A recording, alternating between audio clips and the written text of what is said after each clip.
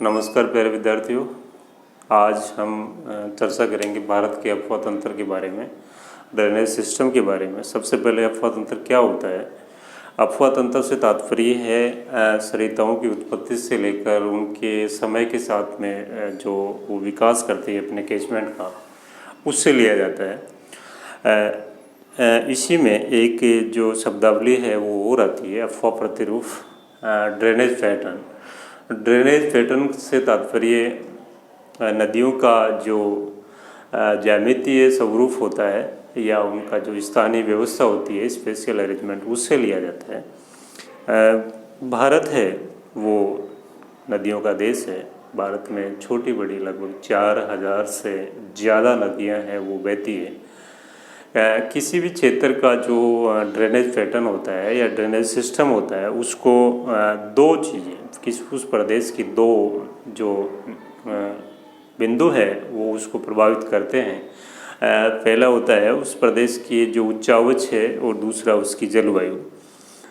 भारत के अफवाह तंत्र यानी ड्रेनेज सिस्टम को मुख्य रूप से दो भागों में बांटा गया है। एक हिमालय का अफवाह तंत्र, दूसरा प्रायद्वीपीय अफवाह तंत्र, या ये भी कहा जा सकता है कि एक बंगाल की खाड़ी का अफवाह तंत्र, दूसरा अरब सागर का अफवाह तंत्र। आज हम चर्चा करेंगे हिमालय के अफवाह तंत्र के बारे में।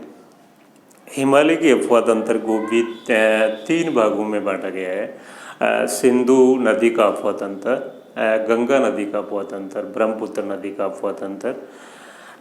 सिंधु, ब्रह्मपुत्र और सतलज 3 नदियाँ, ये पूर्ववर्ती नदियाँ या जिनको एंटीसीडेंट रिवर्स के नाम से इनको जाना जाता है। हिमालय की उत्पत्ति से पूर्व ये नदियाँ प्रवाहित होती थी। हिमालय उस समय ये नदियाँ हैं वो जो तिथि से भूसनती थी, उसमें लाके अपना जो मलबा था, अवसाद थे, उनको ये जमा करती थी। प्रायद्वीपीय भारत से भी जो चंबल है, केन है, बेतवा है, सोन है, ये नदियाँ दक्षिण से उत्तर की ओर प्रभावित होकर जो टिथिस भूसन्नति थी उसमें लाके अपने जो निक्षेप थे उनको जमा करती थी। और कालांतर में टिथिस से जो भूसन्नति उस पर भारतीय प्लेट है, और भारतीय और यूरेशियन प्लेट के बीच में जो थी, भारतीय प्लेट के जो दबाव के कारण टिथिस भूसन्नति में उभार वलन पड़ा, फोल्डिंग हुई, और उसकी वजह से महान हिमालय का निर्माण हुआ। महान हिमालय का निर्माण है वो धीरे धीरे हुआ। तो जो महान हिमालय से उत्तर से मानसरोवर झील के आसपास से, तिब्बत के पठार से जो सिंधु है, सतलज है, ब्रह्मपुत्र नदियाँ हैं, ये महान हिमालय को काट के अपना जो मार्ग था उसको पूर्ववर्ती इन्होंने रखा, और इसलिए इनको पूर्ववर्ती नदियों के नाम से इनको जाना जाता है। तत्पश्चात महान हिमालय से निकलने वाली नदियाँ हैं वो उत्तर से दक्षिण की ओर बह के जो अपने निक्षेप थे, अवसाद थे, उनको ला के टिथिस भूसन्नति में जमा करने लगी और जमा करने लगी। फिर कालांतर में भारतीय प्लेट है उसके मूवमेंट के कारण, उत्तर पूर्व की ओर मूवमेंट के कारण मध्य हिमालय जिसको कहा जाता है, उसका निर्माण हुआ। महान हिमालय से निकलने वाली नदियों में यदि अपन बात करें तो मुख्य रूप से गंगा है, यमुना है, कोसी है, गंडक है, ये नदियाँ मुख्य रूप से महान हिमालय से निकलती है। और ये जो मध्य हिमालय है उसके लिए यह पूर्ववर्ती नदियाँ कहलाती है। फिर उसके पश्चात कालांतर में यानी उसके पश्चात जो मध्य हिमालय से निकलने वाली नदियां हैं वो टिथिस भूसन्नति है उसमें लाके जो अपना निक्षेप थे, अवसाद थे, उनको जमा कर रही थी। और उसी प्रकार जो ब्रह्मपुत्र नदी है वो कोरबा गोर से होते हुए मध्य हिमालय के पैरेलल पूर्व से पश्चिम की ओर प्रभावित हो रही थी। उसको उसमें इंडो ब्रह्म नदी के नाम से जाना जाता था। कालांतर में जो मध्य हिमालय के दक्षिण में टिथिस भूसन्नति थी उसमें अवसादन होता गया और अवतलन अवसादन की क्रिया होती रही। फिर भारतीय प्लेट है जो उसका उत्तर पूर्व की ओर मूवमेंट होने के कारण शिवालिक हिमालय का निर्माण हुआ। और जो इंडो ब्रह्म नदी थी उनके बीच में जो अरावली और दिल्ली रेंज है वहाँ पे उभार होने के कारण इंडो ब्रह्म नदी की जो घाटी थी वो दो भागों में बढ़ गई। उसके पश्चिम की घाटी है जिसको परित्यक्त घाटी के नाम से जाना जाता है, यानी वो शुष्क हो गई है, डाइवर्जन उसका पानी का बीच में उभार होने के कारण। और उसको सरस्वती या घग्गर की वर्तमान में अवशिष्ट घाटी के नाम से वो जानी जाती है। और जो ब्रह्मपुत्र नदी है उसका वो भी यानी कि पश्चिम से पूर्व उसका डाइवर्जन हो गया। इस प्रकार से तीन अफवाह तंत्र है उनका निर्माण हुआ। सिंधु नदी का अफवाह तंत्र, गंगा नदी का वो अफवाह तंत्र और ब्रह्मपुत्र नदी का अफवाह तंत्र। आज हम चर्चा इसमें इससे जो व्याख्यान है इसमें चर्चा कर रहे हैं सिंधु नदी के अफवाह तंत्र। सिंधु उत्तरी भारत की महत्वपूर्ण नदी है और जिसका उद्गम मानसरोवर झील जो तिब्बत में है वहाँ से चेमायंगडुंग, वहाँ पर एक ग्लेशियर, वहाँ से इसका उद्गम होता है। और यहाँ से उद्गम होने के बाद में ये उत्तर और उत्तर पश्चिम की ओर बहते हुए लेह के पास से ये पाकिस्तान में एंटर करती है। और पाकिस्तान में एंटर करने के बाद में दक्षिण पश्चिम की ओर बहती हुई ये कराची के पूर्व में अरब सागर है उसमें जाकर ये गिरती है। इसकी कुल लंबाई है वो 2880 किलोमीटर है, जिसमें से भारत में जो मात्र लंबाई है वो 709 किलोमीटर है। सिंधु नदी है इसका जो कैचमेंट एरिया है जलग्रहण क्षेत्र, यानी जितने क्षेत्र से अपना ये जो जल है वो लेके आती है, कैचमेंट एरिया उसको कहा जाता है, वो है 11,65,000 वर्ग किलोमीटर, जिसमें से भारत में 3,21,000 वर्ग किलोमीटर यानी कि इसका कैचमेंट है वो काफ़ी कम है। और इसका जो सिंधु जल नदी समझौता हुआ का 1960 में भारत और पाकिस्तान के बीच में, इसका केवल 20% जो जल है उसको ही भारत काम में ले सकता है। सिंधु नदी है उसकी सहायक नदियों की यदि बात करें तो दाहिने किनारे से जो राइट हैंड से इसमें मुख्य रूप से 3-4 नदी हैं, जिनमें सियोक नदी जो सियाचिन ग्लेशियर है उसके पास से बह के आके इसमें राइट हैंड साइड से इसमें मिलती है दाहिनी ओर से, यहीं पर एक नदी और है सियोक की सहायक नुब्रा नदी। उसके आगे गोमल और काबू नदी जो पाकिस्तान में अटक के पास से सिंधु नदी है उसमें आके ये मिलती है। बाईं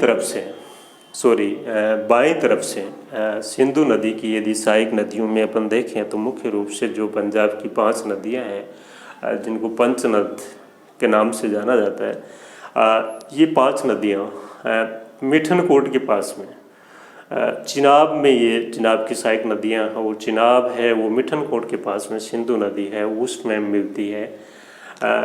ये इसकी सिंधु नदी की सबसे बड़ी सहायक नदी चिनाब नदी है।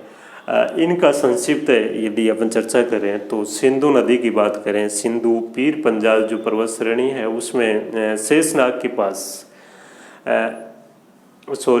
वेरीनाग के पास में शेषनाग जो झील है वहाँ से इस नदी का उद्गम स्थल होता है। और ये उत्तर पश्चिम की ओर बहते हुए वूलर झील है जो श्रीनगर के पास है, वहाँ से होते हुए मुजफ्फराबाद और मंगला उधर से होते हुए ये चिनाब नदी है उसमें दाहिनी तरफ से आके चिनाब नदी में मिल जाती है। इस प्रकार से ये चिनाब की महत्वपूर्ण सहायक नदी है। चिनाब नदी ये सिंधु नदी है उसकी सबसे लंबी विशालतम है वो सहायक नदी है। और इसका जो ओरिजिन है, उद्गम है, वो हिमाचल प्रदेश में जो कांगड़ा जिला है उसमें बड़ा लाचा जो पास है दर्रा है वहाँ से इसका ओरिजिन होता है। और वहाँ से ये उत्तर पश्चिम की ओर बहते हुए फिर दक्षिण पश्चिम की ओर बहते हुए ये मिठनकोट के पास में है वो सिंधु नदी है उसमें आकर मिलती है। इसमें जो झेलम और चिनाब है इस पर जो कई योजनाएं हैं जो जैसे तुलबुल है, और भी कई जल विद्युत परियोजनाएं हैं जिनको लेकर भारत और पाकिस्तान है उन दोनों के बीच में तनाव की स्थिति रहती है। एक दूसरे पर आरोप प्रत्यारोप लगाते रहते हैं कि आपने जो इंटरनेशनल जो सिंधु जल समझौता बना हुआ है उसका आपने वो कहते हैं आपने इसका उल्लंघन किया है, पाकिस्तान वाले कहते हैं आपने किया है। तो इस प्रकार से काफ़ी आरोप प्रत्यारोप चलते रहते हैं। तीसरी जो महत्वपूर्ण नदी है वो रावी नदी है, वो हिमाचल प्रदेश में रोहतांग दर्रे के पास ये निकल के और पाकिस्तान में चिनाब में मिलती है। और इस पर मुख्य रूप से एक बांध बनाया गया है, थिन बांध, जो पंजाब और हिमाचल प्रदेश है उसमें सिंचाई है, पेयजल है, जल विद्युत है उसके लिए। और इसके यहीं से रोहतांग दर्रे से एक महत्वपूर्ण नदी और निकलती है जिसको व्यास कुंड से व्यास नदी निकल के और कपूरथला के पास में ये सतलज नदी में मिल जाती है। हरिके नामक स्थान पर ये नदी आके इसमें सतलज नदी में मिलती है। यहाँ हरिके बैराज एक बांध है, सिंचाई बांध है, बैराज का तात्पर्य है ऐसा बांध जिससे सिंचाई की जाती हो, बैराज बनाया गया। और यहाँ से जो पश्चिमी उत्तर पश्चिमी नॉर्थ वेस्ट जो आपका नॉर्थ वेस्ट स्थान है उसके लिए एक महत्वपूर्ण नहर प्रणाली है, उसका निर्माण किया गया है। वो है इंदिरा गांधी नहर प्रणाली। ये विश्व की सबसे बड़ी नहर प्रणालियों में से एक है। और इसने जो नॉर्थ और जो वेस्ट राजस्थान है, उत्तरी और उत्तरी पश्चिमी राजस्थान, उसकी जो इकोलॉजी है उसको काफ़ी चेंज कर दिया है। जहाँ थार का जो डेजर्ट था वहाँ पर आज हरा भरा क्षेत्र हो गया है।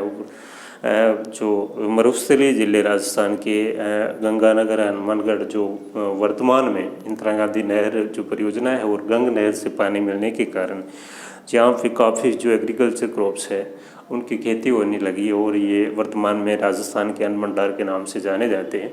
तो निश्चित रूप से ये महत्वपूर्ण जो हरिके बैराज है जिसमें व्यास और सतलज है, दोनों नदियाँ हैं, उनका जल है वो काम में लिया जाता है। इसी प्रकार जो सतलज नदी है वो मानसरोवर झील के पास से राकस ताल से ये नदी है, इसका उद्गम होता है। और यहाँ से ये जो महान हिमालय है उसमें सिपकिलो गोर्ज है वो बनाते हुए यहाँ से ये हिमाचल प्रदेश में एंटर करती है और वहाँ से हरियाणा पंजाब में होते हुए ये पाकिस्तान में जाकर चिनाब नदी में मिल जाती है। ये भी एक महत्वपूर्ण नदी है। और इसमें जो यदि इसकी इंडिया में लंबाई देखें तो 1050 किलोमीटर है। और इस पर भारत की सबसे बड़ी जो मल्टीपर्पज़ वैली प्रोजेक्ट जिसको बहुउद्देश्य नदी घाटी परियोजनाओं में से एक है भाखड़ा नांगल है, वो इस पे बनाई गई है, भाखड़ा नांगल परियोजना। तो इस प्रकार से जो अपन ये जो 5 नदियां हैं पंजाब में मुख्य रूप से ये मिल के मिठनकोट के पास में अपना जल है वो सिंधु नदी है उसमें मिला देती है। और सिंधु नदी फिर पाकिस्तान में बहते हुए दक्षिण पश्चिम की ओर बहते हुए कराची के पूर्व में ये अरब सागर में अपना जल है वो गिराती है। पाकिस्तान में पंजाब और सिंध प्रांत है और यहाँ पे ये अपना डेल्टा बनाती है। ये महत्वपूर्ण पाकिस्तान का जो पंजाब प्रांत है।